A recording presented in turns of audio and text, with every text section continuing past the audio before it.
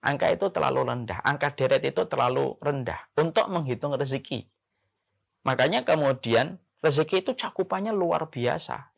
Dan inilah perkara yang sejatinya harusnya diperhatikan oleh setiap hamba yang beriman.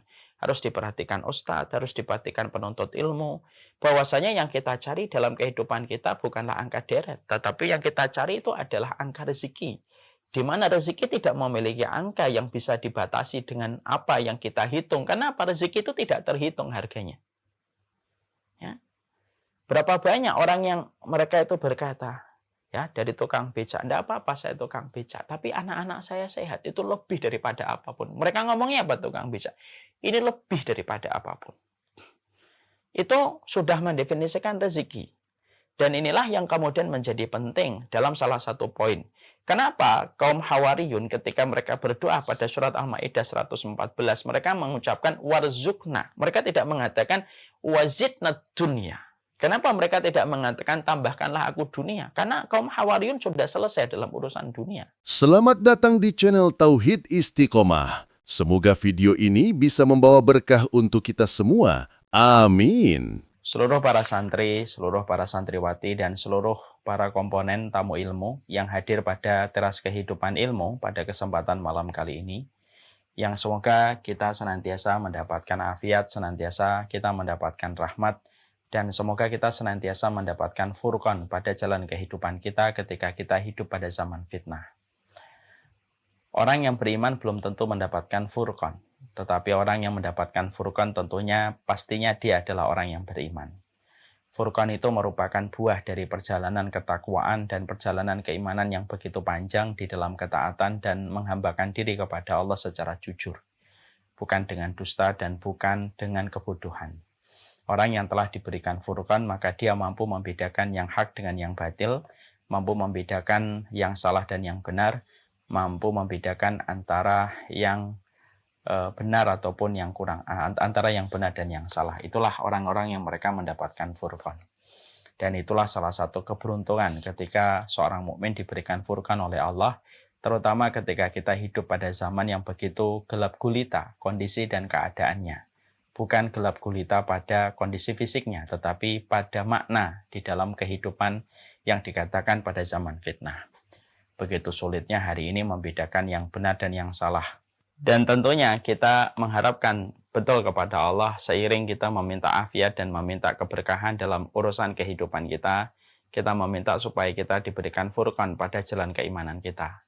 Orang yang beruntung memiliki banyak sifat dan karakter. Salah satunya keberuntungan itu adalah dimiliki sama mereka yang senantiasa mampu memiliki furqan dalam jalan keimanan pada kehidupan mereka.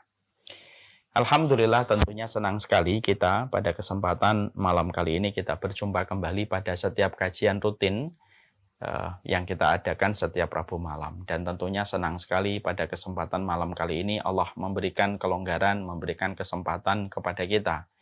Sebelum kita menutup mata dalam istirahat kita di malam ini, kita mengisi ruang berpikir kita dengan apa yang dinasihatkan oleh Allah dan Rasul-Nya. Para ulama mengatakan an-nasu la yazaluna fil khair. Manusia itu akan senantiasa berada pada poros kebaikan selama mereka mencintai setiap nasihat yang disampaikan Allah dan Rasul-Nya. Dan inilah yang menjadikan kita senantiasa harus memahami bahwasanya manusia akan berada di dalam poros kebaikannya selama mereka senantiasa mencintai setiap nasihat yang datang kepada mereka dan mengalir pada kehidupan mereka. Nasihatnya Allah dan Rasul-Nya itu absolut tidak ingin memberikan kecuali kebaikan pada kehidupan kita. Semoga kita, istri kita, suami kita, anak-anak kita senantiasa mencintai setiap nasihat yang disampaikan Allah dan Rasul-Nya. Dan semoga kita diberikan hati yang lapang, lebih besar daripada setiap ilmu yang datang dalam kehidupan kita, karena hati yang selamat adalah hati yang lapang di dalam menerima setiap nasihat yang datang dari Allah dan Rasul-Nya, siapapun yang menyampaikan, kapanpun kita mendapatkan nasihat itu di masa tua ataupun di masa muda. Dan itu pasti akan memberikan keberkahan dalam kehidupan kita. Kalau terasa kadang-kadang berat ya, perjalanan kita kalau ngaji, kadang-kadang kan kita terasa berat dengan berbagai macam rintangan dan bisikan yang datang. Maka pada saat itulah yang kita harus pikirkan dan harus kita renungkan adalah kita harus memikirkan bagaimana selamatnya kita dan mudahnya kita nanti dalam perjalanan di akhirat ketika kita bersusah payah mengambil kesulitan dalam perjalanan kita mencari ilmu. Dan sesungguhnya kesulitan kita mencari ilmu hari ini tidak sebanding dengan kesulitan para ulama terdahulu ketika mereka mencari ilmu. Tentunya dulu para ulama ada yang sampai menempuh perjalanan satu bulan perginya, 1 bulan pulangnya, hanya untuk mendapatkan satu hadis. Dan inilah yang menjadikan kita hari ini bersyukur betul. Semoga ilmu yang kita dapatkan adalah ilmu yang betul-betul membawa kebaikan untuk kita. Kita juga harus menyadari, ya semuanya, termasuk saya. Kita ini adalah umat atau kita ini adalah kaum yang banyak tahu tetapi banyak lalai. Kita ini adalah kaum yang banyak mengerti tetapi banyak tidak mengerjakan. Dan kita merupakan kaum yang banyak membaca tetapi tidak mengambil iktibar dan mengambil pelajaran. Nah, inilah yang menjadikan kita seiring kita bersyukur atas nikmat ilmu yang Allah berikan kepada kita. Semoga Allah memberikan kebaikan dalam setiap keberkahan pada ilmu yang kita pelajari. Semoga semakin banyak tahu, semakin banyak yang kita lakukan. Semakin banyak yang kita mengerti, semakin banyak yang kita kerjakan. Dan semakin banyak yang kita baca, semakin banyak pelajaran-pelajaran yang hadir dan menjadi iktibar dalam kehidupan kita. Kepada Allah kita bersyukur, kepada Allah kita memohon kebaikan, dan semoga Allah senantiasa memberikan keberkahan dalam setiap urusan kita. Seluruh jamaah yang semoga Allah rahmati dan Allah berkahi. Kalau kita mendapati satu hal yang paling berharga dari barang ataupun gadget yang kita miliki, tetapi kita tidak bisa menggunakan gadget itu, tentunya rasa kesal itu hadir di hati kita. Dan tentunya kita kesal ketika kita tidak bisa menggunakan barang-barang itu dan gadget itu pada sesuatu yang kita fungsikan sesuai dengan tujuannya.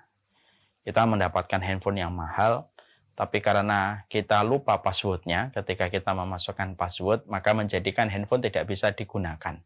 Dan akhirnya kita merasa sedih ketika handphone itu tidak bisa digunakan hanya karena kita tidak mengetahui password ketika lupa. Maka permisalan itu juga yang kemudian kita harus mengerti. Kalaulah kita punya gadget, ketika kita lupa dengan passwordnya, akhirnya menjadikan fungsi gadget itu tidak bisa kita gunakan. Tidak bisa kita pakai untuk WhatsApp, tidak bisa kita pakai untuk telepon, tidak bisa kita pakai untuk memfoto, dan hanya kita bisa pakai pada sesuatu yang sifatnya emergensi. Akhirnya fungsi handphone itu menjadi berantakan, hanya karena kita lupa dengan passwordnya. Tentunya pernah nggak ada di antara kita lupa password email, handphone, ataupun barang-barang yang kita miliki ketika ada security dengan code yang harus kita masukkan pada password. Hanya gara-gara lupa password, akhirnya banyak yang kita harus bayarkan dalam tanda kutip. Sama pula ketika kita memahami bahwasanya doa itu merupakan sesuatu yang paling berharga dalam kehidupan kita. Dan sesungguhnya doa itu merupakan mukhul ibadah. Doa itu merupakan intinya ibadah. Di mana ketika ini merupakan bagian dari inti ibadah, karena dengan doa kita akan mengetahui bahwasanya manusia sangat membutuhkan Allah. Dan tentunya dengan doa kita akan mengetahui betapa Allah itu berkuasa dan maha bertindak atas apapun yang Allah perbuat pada kehidupan setiap makhluknya. Maka ketika doa itu merupakan inti ibadah yang disampaikan oleh lisan Rasulullah, maka alangkah ironisnya dan alangkah kesalnya kita kalau kita diberikan oleh Allah sebuah inti pada ibadah dan merupakan kekuatan silahul mukmin bagi kehidupan orang yang beriman, tetapi kita tidak bisa menggunakan doa itu sebagaimana mestinya dan sebagaimana fungsinya. Kita hanya berdoa tetapi kita tidak tahu cara berdoa, dan akhirnya banyak sekali kebaikan-kebaikan yang harusnya kita peroleh luput dan terlewatkan dari kita hanya karena kita lalai di dalam kita berdoa dan memperhatikan bagaimana harusnya kita berdoa. Berapa banyak laki-laki menyesal di masa tua tidak mendapatkan anaknya sholih. Kalau kita bedah persoalan dan permasalahan, bisa jadi karena dia jarang berdoa untuk anaknya. Bisa jadi kita melihat ada seorang ibu-ibu yang menyesal ketika melihat anaknya sudah besar, cuek kepada dirinya, lalai kepada perintah Allah gitu. Dan kalau dibedah persoalannya, memang penyebabnya banyak, dan di antara penyebab itu salah satunya adalah karena dia tidak pernah mempergunakan senjata yang Allah berikan kepada dirinya, yaitu adalah mendoakan anak-anaknya, putra dan putri keturunannya. Inilah yang kemudian menjadikan kita akhirnya memahami betul bahwasanya lupanya kita kepada password pada gadget yang kita miliki, kekesalan kita, sedihnya kita, ironi yang kita peroleh, tidak akan sebanding dengan penyesalan besar ketika manusia tidak pernah mempergunakan inti ibadah dan senjata yang Allah berikan kepada kita bernama doa. Dan banyak di antara penyesalan-penyesalan di akhirat itu ya bisa jadi salah satunya karena kita tidak mengoptimalkan bagaimana doa. Padahal doa bisa menjadikan seseorang itu masuk surga. Doa itu begitu kuatnya sampai bisa menjadikan seseorang itu diharamkan dari neraka. Bukankah kita pernah mendengar sebuah riwayat di mana Rasulullah menceritakan kalau ada surga mendengar, ada seorang hamba meminta kepada Allah dimasukkan surga 3 kali dalam satu hari, maka surga akan meminta kepada Allah supaya orang itu dimasukkan ke dalamnya. Kalau neraka mendengar ada manusia meminta perlindungan dari neraka sehari 3 kali, maka neraka meminta kepada Allah supaya orang itu tidak dimasukkan ke dalamnya. Loh, sampai surga dan neraka pun ketika mereka menghadapi doa yang meluncur ke atas langit tentang mereka, tentang surga dan neraka, ternyata surga dan neraka pun bisa meminta kepada Allah kebaikan dari orang yang berdoa ketika mereka meminta surga ataupun meminta perlindungan dari neraka. Itu menunjukkan kepada kita bahwasanya jangan main-main dengan doa, karena doa itu hal yang luar biasa. Jangan main-main dengan doa karena doa itu intinya ibadah. Jangan pernah bermain-main dengan doa karena sesungguhnya doa itu merupakan senjata bagi orang yang beriman, merubah banyak kondisi yang tidak kita sangka menjadi kondisi yang kita inginkan dan kita harapkan. Kalaulah kita lupa dengan password pada handphone kita menyebabkan banyak fungsi pada handphone itu tidak mampu kita maksimalkan, apalagi kita berdoa dan kita tidak tahu bagaimana cara memahami doa, mentadabburi doa, memberikan khusyuk pada doa, dan bagaimana memahami doa, bagaimana doa itu diterangkan oleh Allah di dalam Quran, maka ini tentunya lebih parah daripada lupanya manusia kepada password pada gadget yang dia miliki. Inilah yang menjadikan kita, kenapa kemudian kita membahas letter to Allah pada kesempatan hari ini, dan pada kesempatan setiap pekannya. Kenapa kita membahas kitab ini? Karena kitab ini akan membantu kita untuk memaknai intinya ibadah pada keterkaitan kita kepada Allah, dan kitab ini akan membantu kita sedikit demi sedikit, setapak demi setapak, supaya kita mampu berharap bahwasanya doa itu akan menyelesaikan banyak masalah pada kehidupan kita, dimulai dari doa kita. Bisa jadi kehidupan kita yang berantakan, ya bisa jadi dimulai karena berantakan kita di dalam doa. Nah, itulah yang menjadikan kita mengerti. Salah satu perkara yang harus kita evaluasi, salah satu perkara yang harus senantiasa kita perbaiki, yaitu adalah bagaimana di dalam kita berdoa kepada Allah Subhanahu wa Ta'ala, karena doa selalu memberi sesuatu yang tidak terduga. Karena doa pasti akan memberikan kebaikan kepada mereka yang tidak pernah putus asa untuk berprasangka di dalam setiap doa yang mereka panjatkan kepada Allah. Kita kemarin mempelajari doa yang ke-12, yaitu doa pada surat Al-Maidah 114. Rabbana anzil alaina ma'idatan minas sama'i takunu lana idan li awwalina wa akhirina ayatam minka warzuqna wa anta khairur raziqin. Kita membahas bagaimana doa kaum Hawariyun yang mereka meminta satu hidangan dari sisi Allah Subhanahu wa Ta'ala yang menjadi ayat dan menjadi tanda bertambahnya keimanan mereka kepada Allah. Lalu kaum Hawariyun yang mereka menjadi pengikutnya Nabi Isa alaihi salam, mereka menutup doanya dengan sebuah kalimat warzuqna wa anta khairur raziqin, dan berilah rezeki kepada kami karena sesungguhnya engkau adalah zat sebaik-baik memberikan rezeki kepada setiap dari hambanya.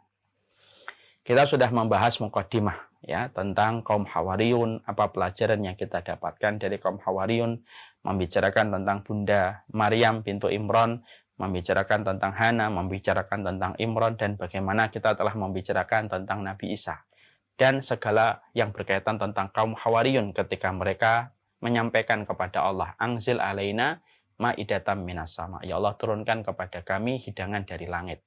Dan itu sudah kita bahas pada pertemuan kita sebelumnya. Kita sekarang akan membahas tentang doa ini. Tentunya doa ini berkaitan tentang bagaimana keimanan kita kepada rezeki. Dan bagaimana kita menjumpai dan kita mendapati kaum Hawariyun itu meminta kepada Allah, warzuqna wa anta khairur razikin. Dan berilah kami rezeki dan sesungguhnya engkau adalah zat sebaik-baik pemberi rezeki. Mari kita bedah dari beberapa hal, poin-poin yang kita bisa petik dari berbagai macam penafsiran dari para ahli tafsir ketika mereka memberikan takwil dan memberikan tafsir pada surat Al-Maidah 114. Yang pertama, yang kita harus paham, di situ ada kata warzuqna. Berikanlah kami rezeki, wa anta khairur razikin, sesungguhnya engkau adalah zat yang sebaik-baik pemberi rezeki. Tentunya kita masih banyak yang bertanya-tanya, apa bedanya rezeki dengan dunia? Walaupun sering saya sampaikan, tidak apa-apa saya refresh kembali untuk saya dan kita semuanya. Supaya kita mulai bisa membedakan, kita ini mencari rezeki ataukah mencari dunia. Maka kita harus paham, bedakan antara dunia dengan rezeki. Kalau kita membaca Al-Quran, kita akan menjumpai Allah banyak sekali mencela tentang dunia. Ketika dunia dijadikan tujuan, ketika dunia dijadikan menjadi sebuah obsesi terbesar kehidupan manusia. Dan salah satu penyesalan manusia yang menyebabkan manusia itu dijebloskan ke dalam neraka dan menjadi tawanan neraka, ya karena kesombongan pada dunia yang mereka peroleh dan pada aktivitas yang mereka lakukan hanya untuk mendapatkan dunia yang sejatinya dunia itu pasti mereka tinggalkan dan menuju kepada kehidupan di akhirat dan tidak ada yang tertinggal. Itu dunia. Sekaya apapun manusia, kalau hanya dunia, maka ketika mati hanya menjadi sebuah mimpi. Ketika dia bangun di alam barzah, dari semua pencapaian dunia yang mereka pernah peroleh dan mereka pernah dapatkan, dari tepuk tangan manusia ketika memuji dia bisa mendapatkan dunia dengan digit yang tidak terbatas, maka ketika seseorang itu mati, maka sesungguhnya dia sebagaimana orang yang terbangun dari mimpi. Dia ingat dunianya yang banyak ketika di dunia, tapi ketika di alam barzah, ketika tanah ada sisi kanan, sisi kiri, tanah di atas, maka tidak ada satupun dunia yang dia peroleh sepanjang hidupnya yang tertinggal di tangannya. Kayak kita, kata Umar bin Khattab, beliau mengatakan sebagaimana kita. Kalau kita mimpi yang indah, maka ketika mimpi, keindahan mimpi itu hanya bertahan ketika tidur. Dan ketika terbangun, mungkin anak kita membangunkan, atau mungkin karena sesuatu yang mengagetkan sampai kita terbangun, semua keindahan yang kita lihat di dalam mimpi menjadi selesai, seiring dengan terbangunnya kita dari tidur yang panjang ketika kita bermimpi. Itulah kata Umar bin Khattab.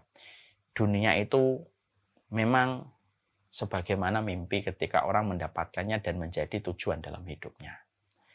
Dunia itu dalam sisi yang lainnya tentunya berbeda dengan rezeki. Ketika dunia dicela oleh Allah, Allah tidak pernah mencela rezeki. Perhatikan, Allah tidak pernah mencela rezeki. Kalau antum sering bertilawah kepada Al-Quran, maka antum pasti akan menjumpai bahwasanya kata rezeki itu selalu disebut pada makna-makna yang positif. Selalu disebut dengan makna yang positif. Ketika Allah menyampaikan wafis sama iriskukum wama tu'adun, di langit itu ada rezeki yang dijanjikan kepada kalian. Artinya adalah di langit itu ada hujan yang akan membawa rezeki. Allah juga menyampaikan bahwasanya di dalam surat At-Tolak, orang yang memasuki surga itu merupakan rezeki yang terbaik. Dan Allah menyebutkan rezeki di dalam Al-Quran itu dalam bentuk makna yang positif. Disitulah kita mendapati bahwasanya dunia konotasinya adalah negatif. Tetapi rezeki konotasinya adalah sesuatu yang positif. Di selain itu juga bahwasanya juga kita harus paham perbedaan antara dunia dengan rezeki itu adalah dunia itu hanya terbatas, masa gunanya itu hanya terbatas ketika kita masih sehat. Ketika kita masih sehat, ketika kita masih afiat, maka kita bisa menikmati dunia. Tapi tentunya dunia itu expirednya sangatlah singkat. Ketika seseorang sudah mulai sakit, ketika orang sudah mulai berat dengan sakitnya, ditambah lagi ketika dia sudah sakaratul maut, maka semua keindahan dunia itu sudah menjadi hilang. Karena expirednya dunia itu terkadang datangnya itu lebih cepat daripada apa yang diduga manusia. Ya. Makanya kan kita terkadang menjumpai ya ada fulan, ada fulana artis sepanjang hidup sepanjang mudanya dia pakai untuk melakukan perkara-perkara yang dia kumpulkan dari hartanya. Baru saja dia mendapati puncak-puncak karirnya ketika mendapatkan apa yang dia mau, dunia yang dia inginkan datang kepadanya. Tetapi ternyata expirednya datang ketika dia sudah mulai sakit. Ketika sudah mulai sakit, maka sudah tidak lagi nikmat dunia-dunia yang dia kumpulkan pada pundi-pundi yang dia peroleh. Dan ketika sakaratul maut sudah tidak ada lagi kenikmatan yang kita dapatkan pada dunia. Karena begitulah dunia. Sesungguhnya dunia itu hanyalah sifatnya sebentar. Masa expirednya terkadang tidak pernah diduga oleh manusia. Bahkan orang yang merencanakan pun terkadang masih kaget ketika mereka mendapati bahwasanya dunia begitu cepat menjadi usang dan begitu cepat menjadi lusuh seiring ketika kita mendapatkan sakit dan ketika mendapatkan sakaratul maut. Ya. Di sisi yang lainnya, kemudian kita mendapati beda dengan rezeki. Sesungguhnya rezeki itu berbeda dengan dunia. Expirednya rezeki itu expirednya rezeki itu tidak hanya terbatas pada waktu di dunia, tapi terus akan berlangsung dalam kehidupan seseorang hingga manusia di dalam kehidupan di akhirat. Sehingga ketika manusia di dalam kuburnya sampai manusia itu di dalam kehidupan akhiratnya, maka rezeki itu tetap dalam kondisi memberikan kebaikan dan memberikan manfaat dalam kehidupan kita. Itulah yang dinamakan rezeki. Makanya kita bisa mengambil contoh ya. Anak kita kalau cantik, tampan, hanya cantik dan tampan itu dunia. Karena kita membanggakan anak kita. Oh, anak saya tampan, anak saya cantik. Itu hanya urusan dunia. Ketika kita sudah mulai sakit-sakitan, maka sudah tidak ada lagi apa yang kita banggakan dari kecantikan anak kita dan ketampanan anak kita. Tapi beda kalau anak kita solih dan solihah. Anak kita solih dan solihah itu bukan dunia tapi rezeki. Karena ketika kita tua, ketika kita sudah mulai berumur, sudah mulai sakit-sakitan, sampai ketika nanti kita meninggal dunia, anak kita solih, anak kita taat kepada Allah, imannya benar kepada Rasulullah, maka walaupun kita sudah ada di dalam kubur, maka sesungguhnya terus memberikan manfaat kepada kita. Karena itulah yang dimaksudkan dengan rezeki. Urusan lapangan barzah kita, salah satunya karena banyaknya rezeki yang kita peroleh dari anak-anak yang solih, istri yang solihah, dari ilmu yang bermanfaat, dari kecintaan orang solih kepada kita, itu semuanya rezeki. Dan tentunya masih mengalir pada kehidupan kita ketika kita sudah dalam kehidupan di alam barzah. Teman yang terkenal itu dunia, karena kita bisa mendapatkan tanda tangan dan foto dan bangga ketika kita bisa meminta kepada orang yang kita puja. Tapi seseorang yang solih dan taat itu rezeki. Karena sesungguhnya orang yang solih dan orang yang taat kepada Allah ketika kita kenal, mereka mengenal kita, maka terus akan memberi manfaat untuk kehidupan kita. Walaupun mungkin dia tidak terkenal, walaupun mungkin dia tidak keren dalam kacamata kebanyakan orang. Tapi ketika dia taat, ketika dia solih, kesolihan dan ketaatan itu rezeki yang tidak tergantikan dengan uang berapapun nominalnya. Makanya kan sampai kita menjumpai, kalau kita meninggal, disolati 40 orang yang solih, yang mereka tidak berbuat syirik kepada Allah, maka sesungguhnya 40 orang solih yang mensolati kamu, maka mereka akan bisa menghadiahkan syafaat untukmu dalam kehidupan di alam barzakh kita. Teman itu tidak perlu banyak, tapi teman itu cukuplah yang seperlunya, 50, 100. Tapi kita tahu kualitas di dalam ketaatan. Sehingga akhirnya teman-teman itu ibarat gizi, terus memberikan nutrisi kebaikan untuk kehidupan dunia dan kematian kita. Itu rezeki. Makanya rezeki itu terus mengalir terus, beda dengan dunia. Makanya Rasulullah tidak pernah meminta dunia, tapi Rasulullah itu meminta rezeki. Pernah nggak Rasulullah meminta dunia? Rasulullah tidak pernah meminta dunia. Tidak pernah Rasulullah. Yang diminta oleh Rasulullah SAW itu adalah rezeki. Yang diminta Nabi itu rezeki. Ya, makanya Nabi berucap dalam doanya di waktu habis subuh. Allahumma inni as'aluka ilman nafi'an wa rizqan thayyiban wa amalan mutaqabbala. Aku meminta kepadamu ilmu yang bermanfaat, rizqan thayyiban, harta dan rezeki yang terbaik, wa amalan mutaqabbala, dan amalan yang diterima. Rasulullah itu tidak pernah minta dunia, tetapi Rasulullah itu meminta rezeki. Dan itulah yang menjadikan kita harus paham. Kaum Hawariyun di dalam surat Al-Maidah 114 yang kita kemudian bahas, mereka mengatakan warzuqna wa anta khairur raziqin. Dan berilah kami rezeki, dan sesungguhnya Engkau adalah pemberi rezeki terbaik dalam kehidupan setiap makhluk. Karena memang kehidupan orang-orang solih itu, konektivitas mereka itu bersambung dengan rezeki dan bukan dengan urusan dunia. Dan ini yang kita harus paham. Makanya dunia hanyalah angka deret. Dari 10.000, 2.000, 3.000, 4.000, 5.000, sampai 100.000, sampai 1 juta, sampai kemudian 100 juta, sampai kemudian 1 miliar. Dunia itu angka deret. Dan yang dipahami oleh kalangan kapitalisme, kalangan materialisme, kalangan kapitalisme dan materialisme hanya mengenal dunia, dia tidak mengenal rezeki. Makanya dunia itu selain dia itu expirednya cepat, dunia itu terbatas ketika hanya sebentar, dunia itu hanya angka deret. Dari angka-angka yang bisa kita jumlahkan dari satu bilangan kepada bilangan yang lebih besar itu dunia. Kalau rezeki itu bukan angka deret.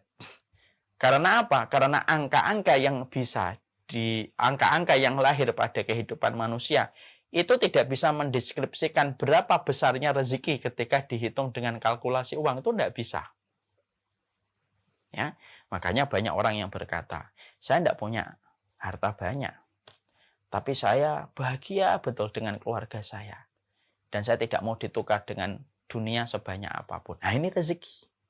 Rezeki itu dia tidak bisa dihitung dengan angka, karena angka itu terlalu rendah. Angka itu terlalu rendah, angka deret itu terlalu rendah untuk menghitung rezeki. Makanya kemudian rezeki itu cakupannya luar biasa. Dan inilah perkara yang sejatinya harusnya diperhatikan oleh setiap hamba yang beriman. Harus diperhatikan ustadz, harus diperhatikan penuntut ilmu. Bahwasanya yang kita cari dalam kehidupan kita bukanlah angka deret, tetapi yang kita cari itu adalah angka rezeki.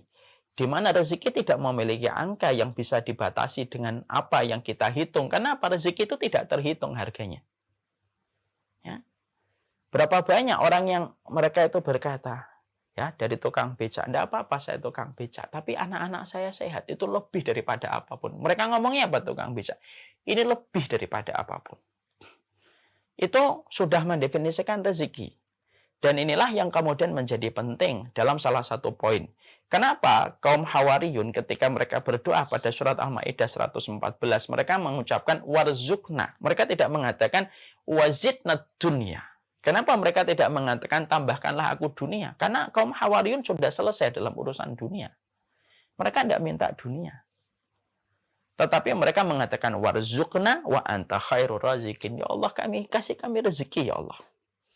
Supaya ketika kita sudah memahami arti dunia dan arti rezeki, pada perbedaan-perbedaan yang signifikan di antara dunia dan rezeki. Kalau nanti kita minta rezeki, maka persepsinya kita harus dibangun di atas ilmu, bukan di atas apa yang kita bayangkan. Ini penting. Karena doa itu kan menghadirkan hati. Apa yang ada di hati kita itu mempengaruhi doa kita. Ya. Jadi kalau kemudian kita berdoa, kemudian yang kita pahami warzukna, lalu yang kita pikir itu 100.000, 200.000, 300.000, kita telah menyempitkan makna pada rezeki yang kita minta. Makanya inilah yang menjadikan kita menelaah apa yang disampaikan para ulama. Bahwasanya terdapat perbedaan antara dunia dengan rezeki. Allah mencela dunia, tapi Allah tidak pernah mencela rezeki. Allah itu Rasulullah meminta rezeki, tapi Rasulullah tidak pernah meminta dunia. Karena Rasulullah tahu yang terbaik di sisi hamba yang beriman itu adalah rezeki. Itu adalah rezeki. Makanya ilmu adalah rezeki. Mendapatkan keluarga yang memahami kita adalah rezeki. Memahami bahwasanya dosa yang pernah kita lakukan membuat kita menyesal dan meneteskan air mata, itu juga rezeki. Semuanya yang semua perkara yang menjadikan kita akhirnya mengambil sebuah kebaikan, itulah yang dinamakan dengan rezeki. Supaya kehidupan kita hari ini, pola pikirnya itu harus pola pikir yang benar. Pola pikirnya itu pola pikir robbani. Pola pikir robbani itu pola pikir bahwasanya tidak ada apapun yang dia ucapkan kecuali apapun yang dia sampaikan harus kembali kepada pola pikir robbani dan bukan pola pikir kapitalisme, materialisme, dan lain sebagainya. Itu yang kita harus mengerti. Manakah yang memuaskan dan membahagiakan? Yang membahagiakan rezeki. Yang membahagiakan rezeki. Kalau dunia, maka sesungguhnya dunia itu hanya memberikan kepada kita kepuasan. Dunia itu memberikan kita kepuasan, tapi tidak pernah memberikan kepada kita arti kebahagiaan. Memang dunia begitu. Beda dengan rezeki. Rezeki itu pasti memberikan kebahagiaan. Ya. Kalaulah rezeki itu tidak memberikan kebahagiaan, pastilah para nabi dan para rasul tidak meminta rezeki kepada Allah. Tapi para nabi menyadari rezeki itu merupakan bagian dari kelapangan hidup. Makanya minta rezeki. Ya. Jadi permintaan mereka adalah permintaan rezeki yang mereka hajatkan kepada Allah Subhanahu wa taala. Dan itulah yang menjadikan kita dari penjelasan poin yang pertama, kita akhirnya paham kenapa kaum Hawariyun menutup doa mereka, permintaan mereka pada surat Al-Maidah 114 ketika mereka mengatakan warzuqna wa anta khairur raziqin, berilah kami rezeki dan sesungguhnya engkau adalah pemberi rezeki, untuk menjelaskan perbedaan antara dunia dengan rezeki. Ini kita harus mengerti. Selain dari perbedaan-perbedaan yang tadi sudah saya sampaikan, nah ini juga ada satu hal yang kemudian kita harus pahami. Yang kita pahami itu adalah bahwasanya dunia angka deret dari hitung-hitungan, maka sesungguhnya dia ditetapkan oleh Allah Subhanahu wa taala dalam catatan takdir yang telah ditentukan 50.000 tahun sebelum Allah menciptakan langit dan bumi. Itu dunia. Dan dunia itu tidak terpengaruh dengan ibadah kita. Karena Allah membagikan kepada dunia itu kepada kita. Allah itu membagikan dunia kepada kita bukan berdasarkan ibadah. Itu dunia. Ya. Jadi rumah, mobil, itu dunia.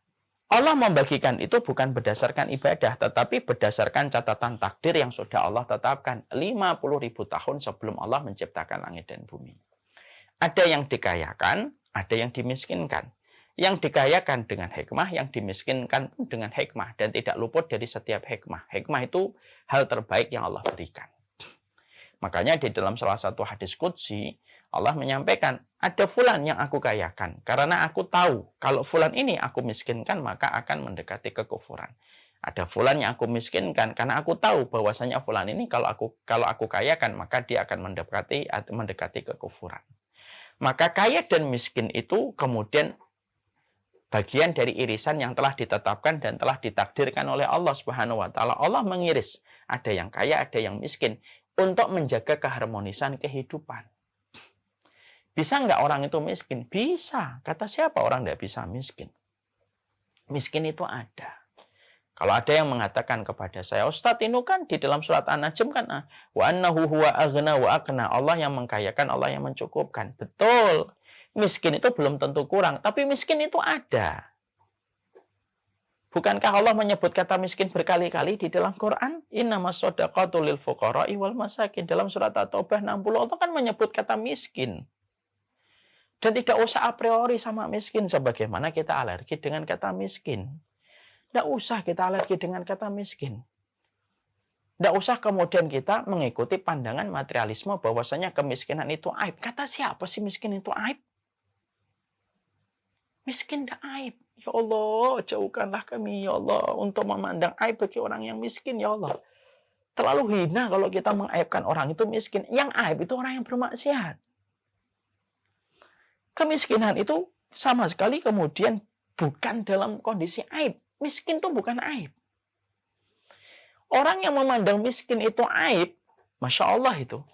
Orang ini berarti tidak paham bahwasanya agama ini dibesarkan sama fuqara dan masakin. Pertama-tama yang menerima dakwahnya Rasulullah itu fuqara dan masakin. Dan tidak usah kita kemudian mengatakan, wah agama Islam ada banyak orang miskinnya. Tidak apa-apa. Dan tidak perlu bagi kita untuk kemudian, tidak perlu bagi kita untuk membantah orang yang memang di dalam hatinya sudah terdapat kedengkian kepada Islam. Bukan berarti kemudian kita tidak berusaha untuk mendapatkan kecukupan. Enggak. Yang itu masalah lain. Kita berusaha, kita harus berikhtiar. Kita wajib berikhtiar. Bahwasanya kita tidak boleh membebani orang lain. Kita harus membantu orang lain kalau bisa menjadi muslim yang bermanfaat. Bahkan kalau bisa menjadi orang kaya yang mempergunakan kekayaannya di jalan Allah. Bukankah kita disuruh untuk hasad? Dalam tanda kutip. Yaitu iri hati yang menanamkan potensi. Kepada siapa kita disuruh iri? Kepada orang kaya yang menggunakan kekayaannya di jalan Allah. Berarti kaya lalu menggunakan kekayaannya di jalan Allah itu sesuatu yang terpuji. Kenapa? Karena Nabi menyuruh kita untuk iri sama orang kaya yang mempergunakan kekayaannya di jalan Allah. Itu masalah lain ya. Saya bahas dulu adalah miskin itu bukan aib. Ya. Jadi Allah itu membagi kehidupan ini, ada yang kaya, ada yang miskin. Ada yang kaya, ada yang miskin. Dan Allah bagi dengan hikmahnya. Allah bagi dengan hikmahnya. Aib tidak ada pada orang miskin. Sesungguhnya orang miskin itu tidak aib. Makanya tidak boleh kita mengaibkan orang miskin. Makanya Nabi kalau sedekah, Nabi itu kemudian mendatangi diam-diam orang fakir miskin dan memberikan secara langsung untuk menghormati fakir miskin. Karena Nabi saja meminta supaya dihidupkan sebagai orang miskin, lalu bersama dengan orang miskin, dan pengen diwafatkan sebagai orang miskin. Artinya, itu bukan aib. Kalau aib, Nabi tidak akan meminta menjadi orang miskin.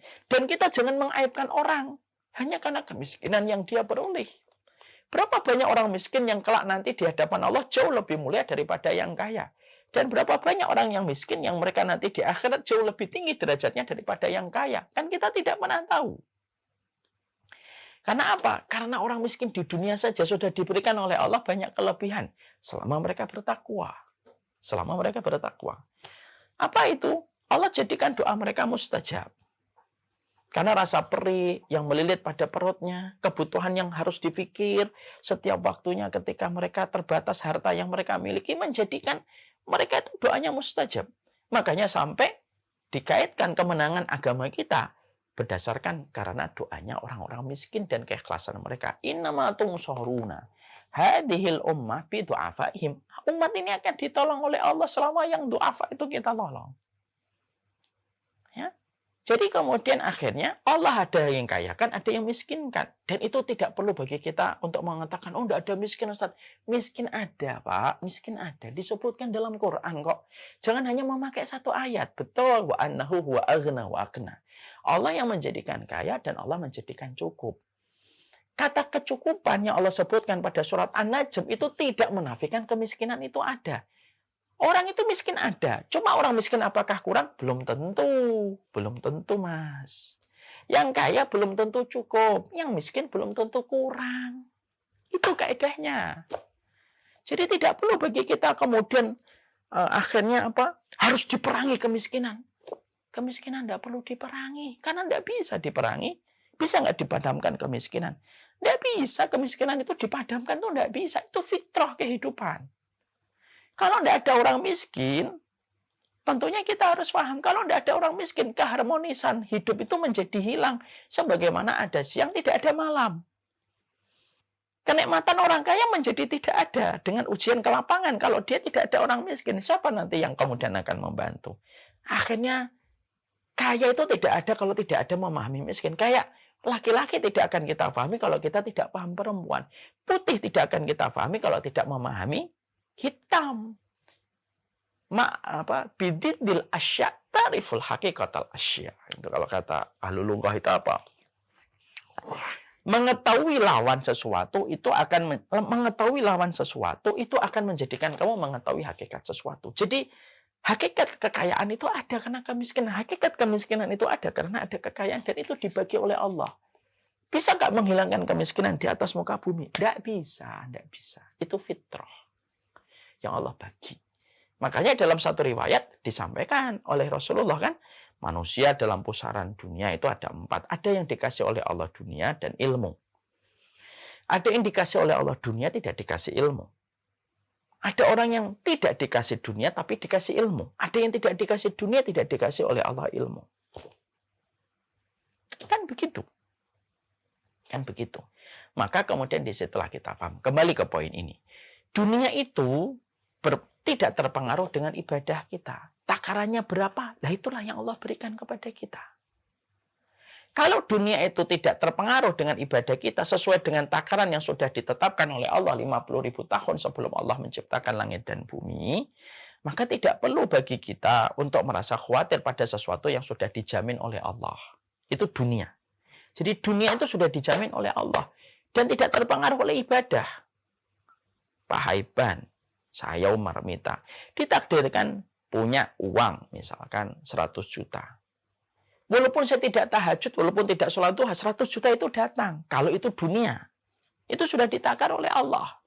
Makanya ketika kita sudah paham, ketika kemudian kita sudah mengerti bahwasanya dalam kehidupan kita, ketika semuanya sudah ditakar oleh Allah Subhanahu wa taala, maka sesungguhnya kita tidak perlu mengorbankan ibadah akhirat kita untuk dunia yang sudah dijamin oleh Allah. Fulan, dia punya Alphard. Walaupun tidak pernah tahajud, walaupun tidak pernah sholat duha, walaupun tidak pernah sedekah, tidak pernah sholawat, maka itu pasti akan datang untuknya. Karena apa? Karena dunia dibagi oleh Allah bukan berdasarkan ibadah, tapi berdasarkan hikmah yang Allah lihat pada setiap garis kehidupan manusia. Ada yang dikayakan, ada yang dimiskinkan.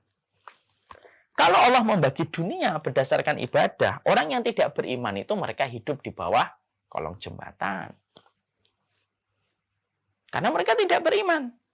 Tapi kenapa orang yang tidak beriman mereka mendapatkan dunia? Bahkan dunia mereka angka digitnya lebih banyak daripada angka digit sebagian orang yang beriman. Karena Allah tidak membagi dunia berdasarkan ibadah. Sehingga kita tidak perlu ngoyo untuk menjadikan ibadah lalu kita kaitkan ibadah itu untuk urusan dunia. Yang sejatinya dunia sudah dijaminkan oleh Allah. Ya, melihat motor, tidak perlu kita sholawatin. Cukup kita sholawat karena kita ingin berjumpa dengan Rasulullah. Urusan motor itu, kalau memang milikmu datang kok, walaupun kamu tidak sholawat, bukan berarti setelah ini kita tidak sholawat. Tidak, tetap bersolawatlah kita.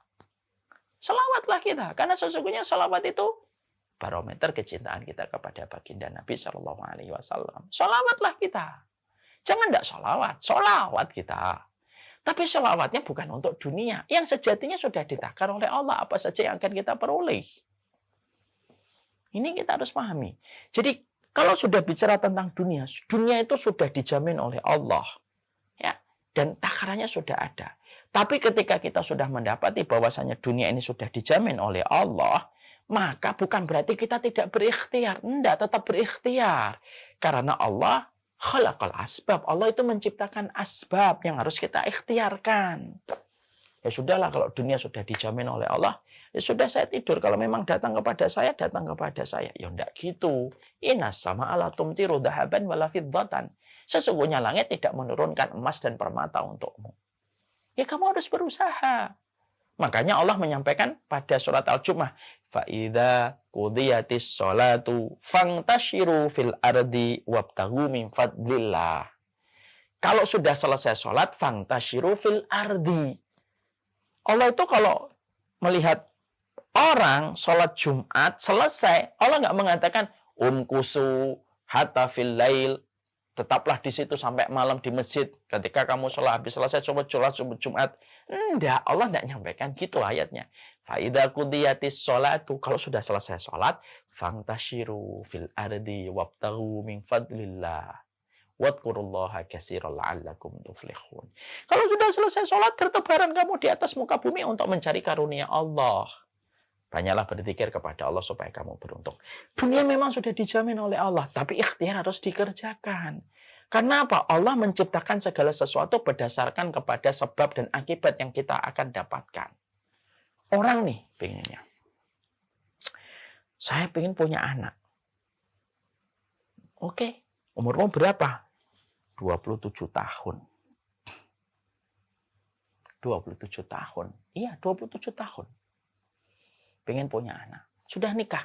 Oh, saya nggak mau nikah. Nggak bisa. Berdoa sampai nangis bengkak matanya. Ditutup kacamatanya akhirnya lepas karena bengkak matanya yang terlalu besar. Tapi kalau dia nggak pernah nikah, nggak pernah kemudian bersama seorang wanita, lalu kemudian tidak melakukan kewajibannya sebagai seorang suami kepada istrinya dan mencampurinya, loh sampai jebol pun juga nggak akan pernah dia akan memiliki anak, walaupun sampai hari kiamat sekalipun. Kenapa semacam itu?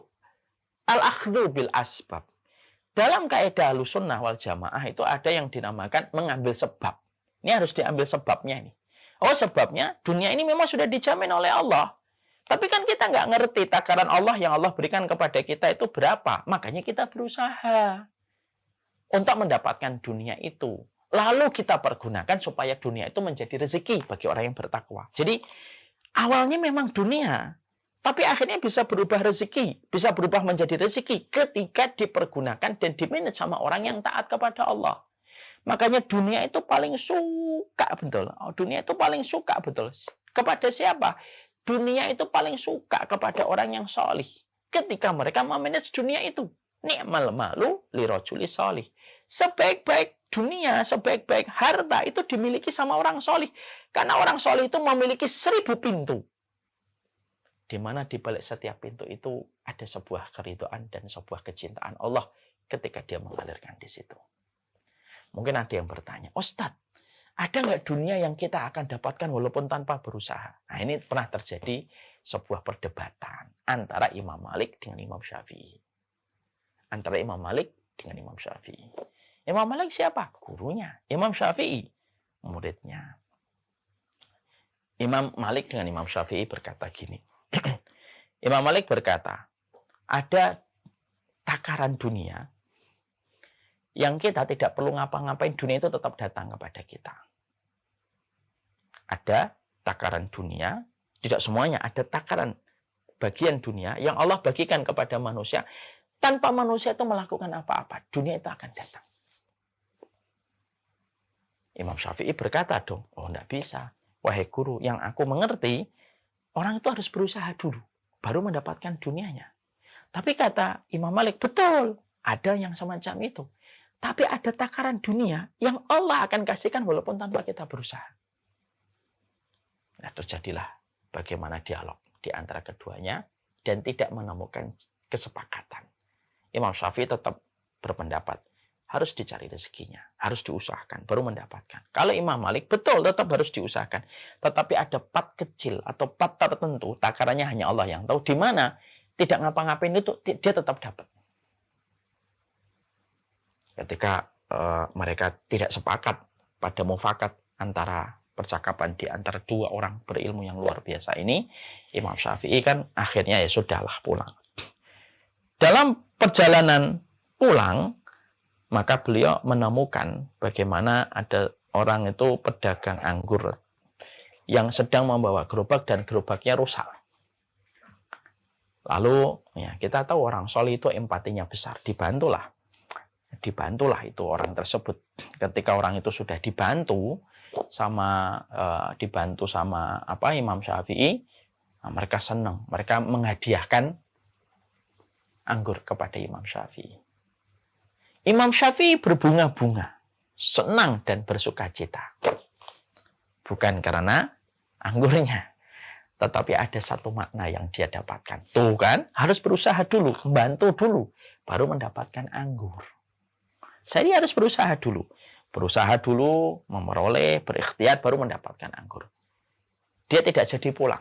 Balik lagi dia mutar jalan, ketemu dengan Imam Malik. Ketok pintunya. Buka Imam Malik. Ya, tuh, Imam Malik guru saya.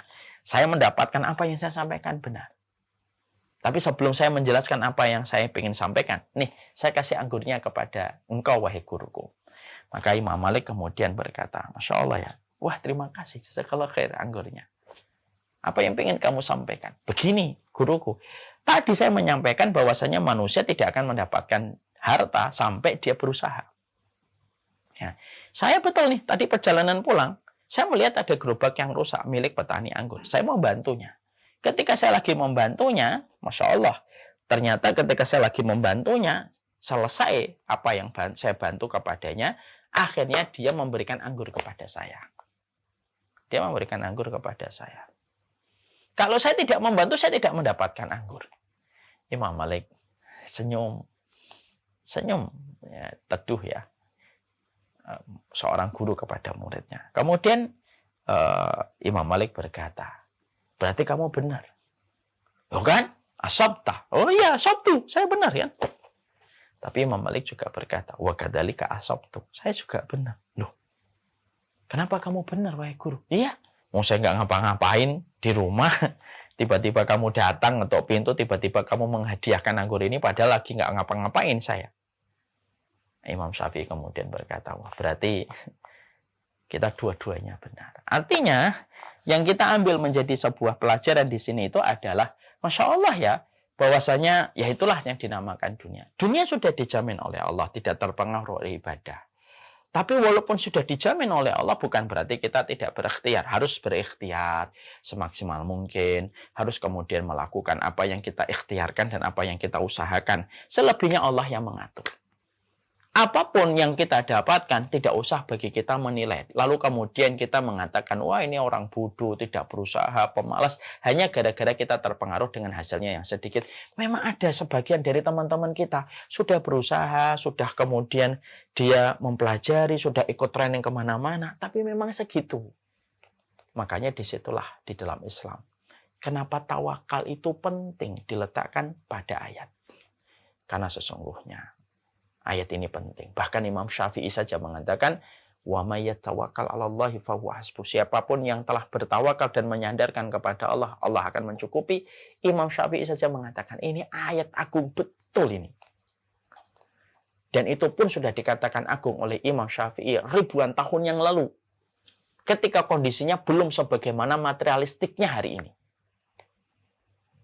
Jadi yang kemudian kita harus bangun itu adalah bukan mengkayakan setiap muslim. Enggak bisa. Enggak bisa kita. Walaupun kita ingin memajukan ekonomi, kita enggak bisa mengkayakan setiap muslim itu enggak bisa. Tapi yang kita lakukan adalah mentawakalkan setiap hati. Karena apa? Yang kaya belum tentu cukup, yang miskin belum tentu kurang. Maka ibadah itu sangat tergantung. Ibadah itu sangat tergantung. Dunia itu tidak tergantung pada ibadah. Itu dunia. Beda dengan rezeki. Beda dengan rezeki. Rezeki itu tergantung dengan ibadah. Jadi rezeki itu tergantung dengan ibadah. Iya, tergantung dengan ibadah. Tergantung pada ibadah yang kita lakukan dan kita kerjakan itu rezeki. Ketika kita ingin mendapati anak yang solih dan taat, itu tergantung ibadah kita kan? Ibadah kita sangat mempengaruhi bagaimana rezeki anak solih, anak taat. Kita kemudian mendapatkan kecintaan dari para solihin, dari para walinya Allah, dari para solihat. Itu berdasarkan ibadah yang kita lakukan. Kalau bicara rezeki, memang rezeki itu terpengaruh dengan ibadah yang kita lakukan. Makanya kan kita menjumpai kan, apa yang kita peroleh pada keluarga kita itu tergantung pada ibadah kita kan. Kalau kita mendapati keluarga kita dalam kondisi yang baik, anak-anak kita taat, mudah untuk diarahkan, mudahnya cahaya-cahaya iman masuk kepada hati anak-anak kita. Itu terpengaruh pada ibadah yang dilakukan sama orang tuanya. Karena apa? Rezeki itu, karena rezeki itu betul-betul terpengaruh dengan ibadah. Rezeki itu terpengaruh dengan ibadah. Ya. Makanya kemudian disinilah kita menjumpai ada satu kisah nyata yang terjadi beberapa hari yang lalu. Waktu yang ada seseorang yang bercerita sama saya. Ada orang, beliau diuji dengan penyakit dan berbagai macam serangan kepada dirinya.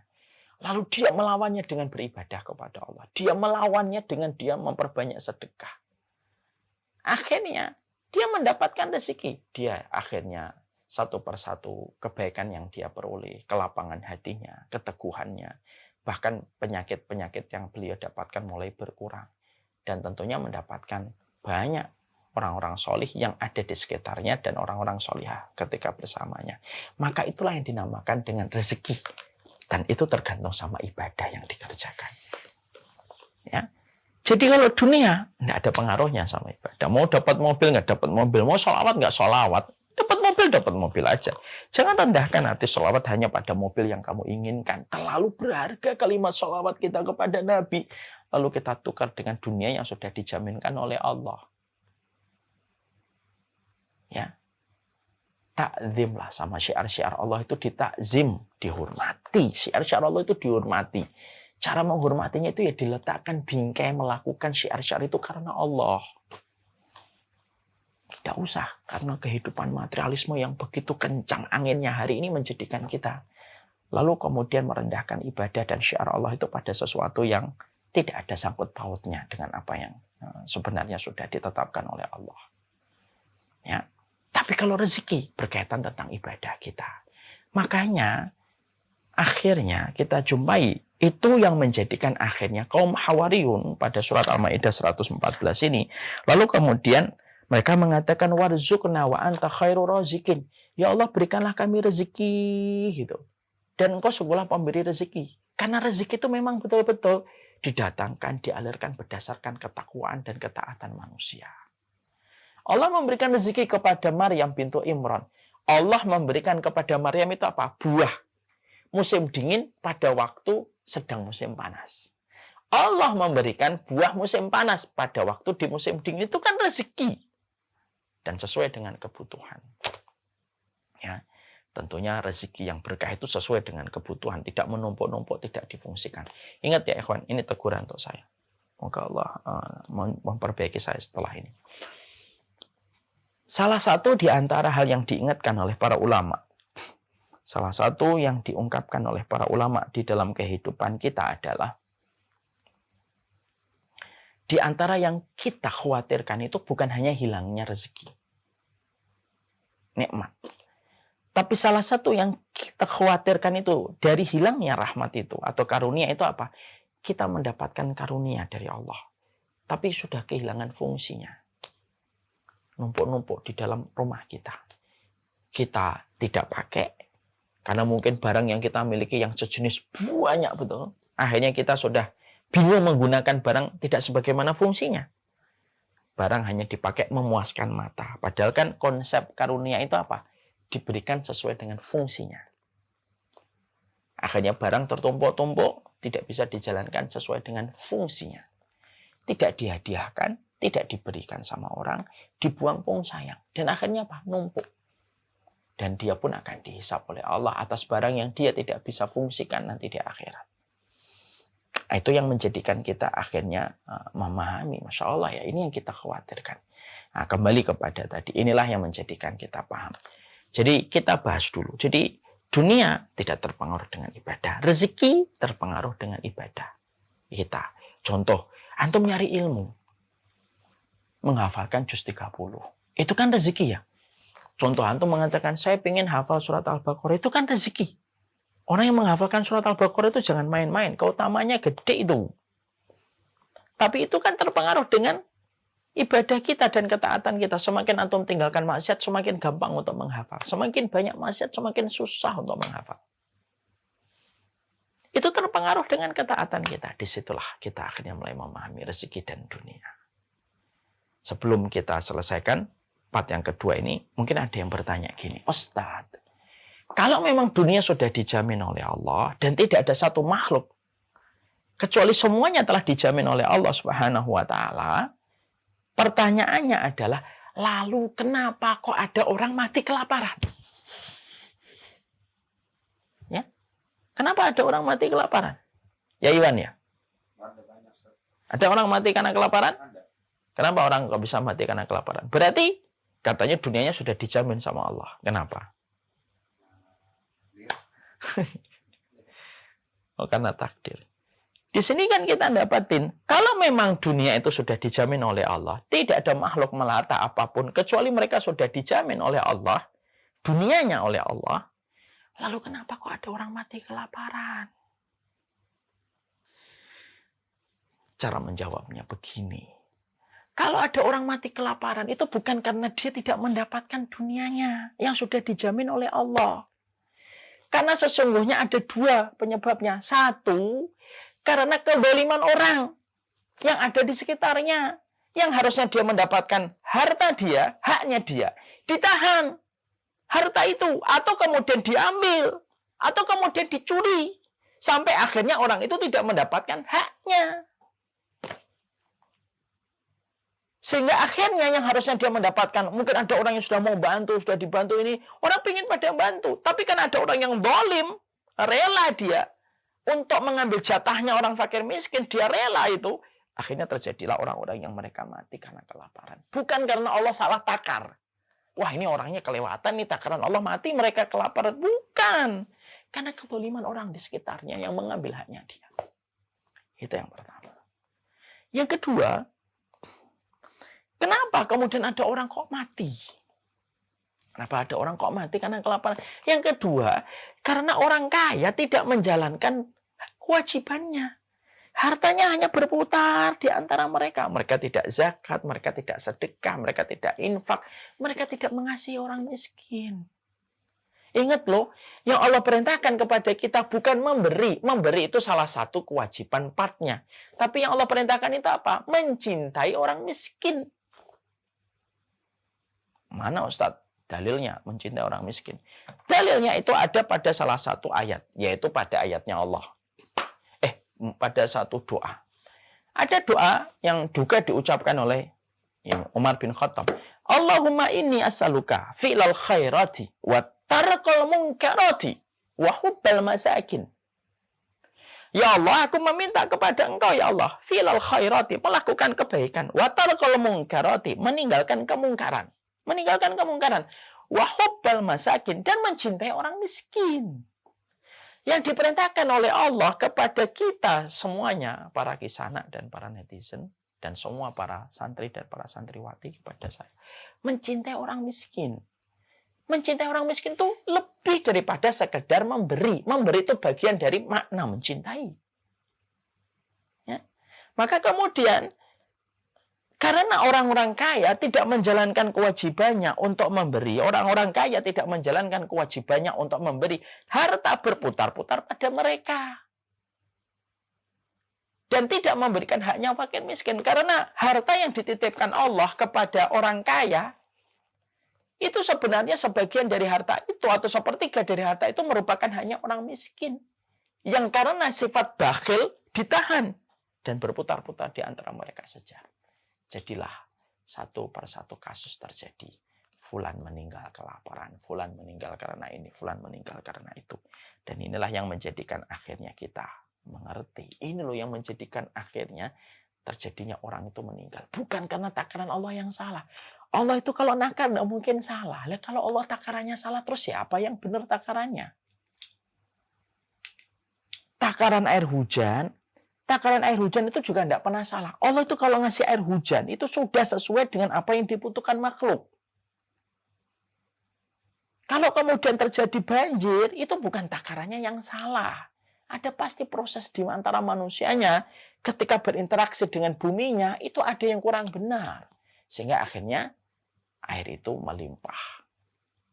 Yang sebenarnya takarannya sudah ditakar oleh Allah Subhanahu wa Ta'ala dengan takaran yang terbaik. Ini loh yang menjadikan kita paham. Nah, makanya disinilah kita baru membahas. Yang kita bahas di sini adalah, inilah yang kita bahas. Ketika orang-orang kaum Hawariyun itu mengatakan, warzuqna wa anta khairur raziqin. Berilah kami rezeki ya Allah, dan sesungguhnya Engkau adalah Maha Pemberi rezeki. Itu artinya kita bedah dulu dunia itu apa, rezeki itu apa. Bedanya dunia itu apa, bedanya rezeki itu apa. Lalu kita bahas juga pada hal-hal yang berkaitan tentang itu. Nanti kita bahas lagi dari berbagai macam sudut pandang. Dunia dan rezeki itu kenapa? Apa? Kenapa kok masih kurang? Kenapa kok ada kurang? Ya, kenapa kok ada kurang? Padahal kan pastinya Allah sudah ngasih kita sesuai dengan apa yang kita butuhkan. Kok ada yang kurang itu gini? Itu kenapa? Nah, ini merupakan salah satu yang akan kita bahas insya Allah pada pertemuan kita selanjutnya. Semoga Allah memberikan keberkahan pada setiap urusan kehidupan kita. Semoga Allah memberikan petunjuk pada kehidupan kita. Senang sekali bisa menjumpai semuanya pada kesempatan malam kali ini.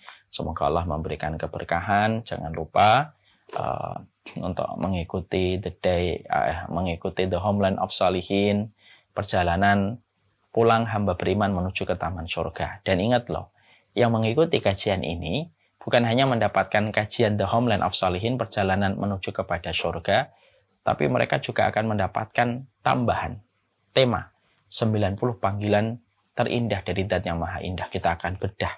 Ya ayyuhalladzina amanu, apa saja yang Allah beritakan kepada kita. Masya Allah itu. Ada banyak hal indah tentang masalah surga yang kita ini kadang-kadang belum paham. Ya. Salah satu kisah terbaik yang pernah saya dapatkan tentang kisah cinta yang bermuara pada surga. Ini saya sampaikan mumpung ada Pak Haiban ini kan. Jadi ada sebuah kisah nyata tentang masalah cinta Pak Haiban yang saya baca dalam sebuah kitab Al-Kamil. Yaitu ada seorang laki-laki dan ada seorang laki-laki yang jatuh hati kepada seorang wanita. Dia orang solih, dia orang yang taat. Ketika dia jatuh hati kepada wanita itu, maka dia menyiapkan dirinya untuk mendatangi keluarga wanita itu, melamarnya. dan berkeinginan untuk menjadikan wanita itu adalah ratu pada semesta mungil hidupnya. Tapi ternyata, Masya Allah ya, makanya ternyata keluarga dari wanita itu menolak lamaran laki-laki ini karena mereka sudah berencana untuk menikahkan putri mereka dengan salah satu kerabat mereka. Wanita ini pun sudah tertawan pada kecintaan yang sama kepada laki-laki itu ketika melihat ketaatan dan kesolihannya. Masya Allah.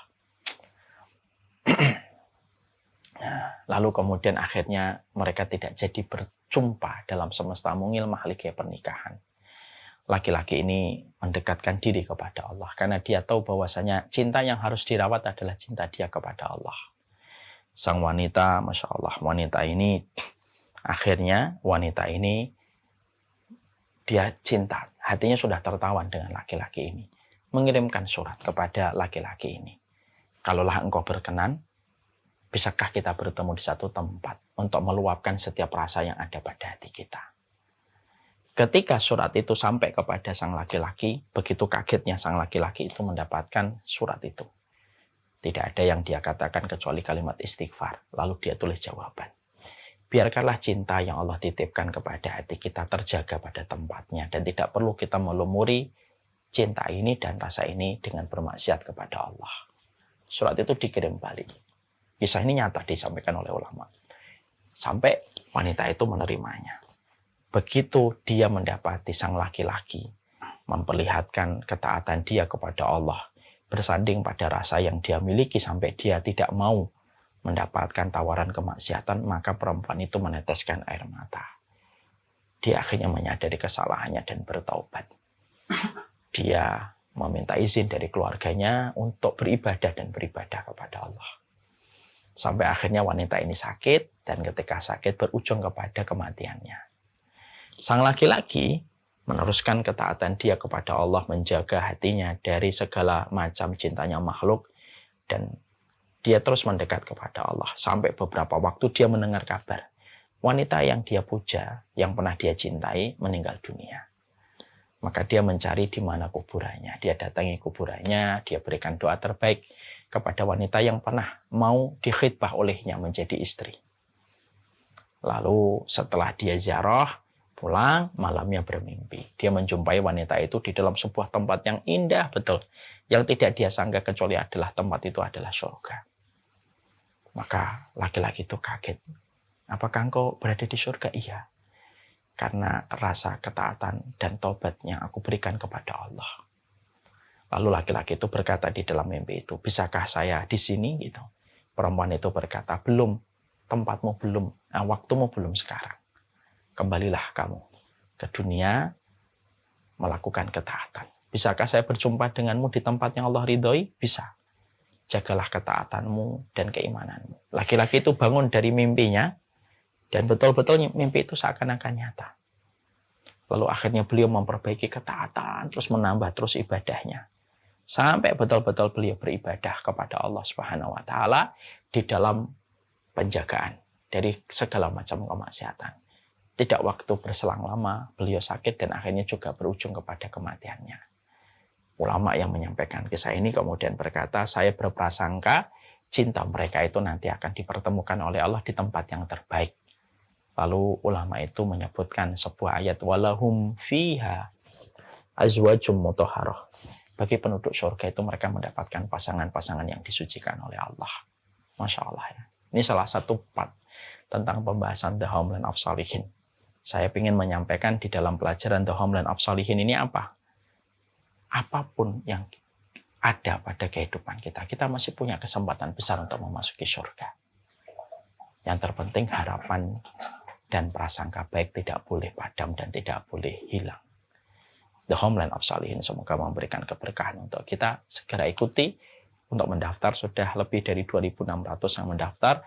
Maka menjadi bagian dari kerumunan umat yang mengkaji tentang surga bareng-bareng bersama-sama. Bersama dengan ribuan orang yang akan membahas tentang masalah indahnya surga. Barakallahu fikum, ini yang dapat saya sampaikan di dalam kajian kita hari ini. Masya Allah, jazakumullah khair kepada mungkin sekitar 330 yang ada di Zoom. Ada pula yang di live IG ada sekitar 1.600 yang hadir pada kesempatan malam kali ini. Senang sekali kita bisa berjumpa pada malam-malam yang syahdu bersama dengan ilmu. Doakan kami dan tim selalu berada di dalam keikhlasan. Doakan kami dan sekeluarga di dalam keberkahan. Semoga kita selalu berjumpa dan bertemu pada setiap ilmu dan ketaatan. Semoga kita diberikan rasa tawadhu, rendah hati, tidak gampang untuk diadu domba, tidak gampang bertengkar kepada sesama orang yang beriman. Semoga Allah menganugerahkan persaudaraan dalam setiap langkah kehidupan keimanan kita.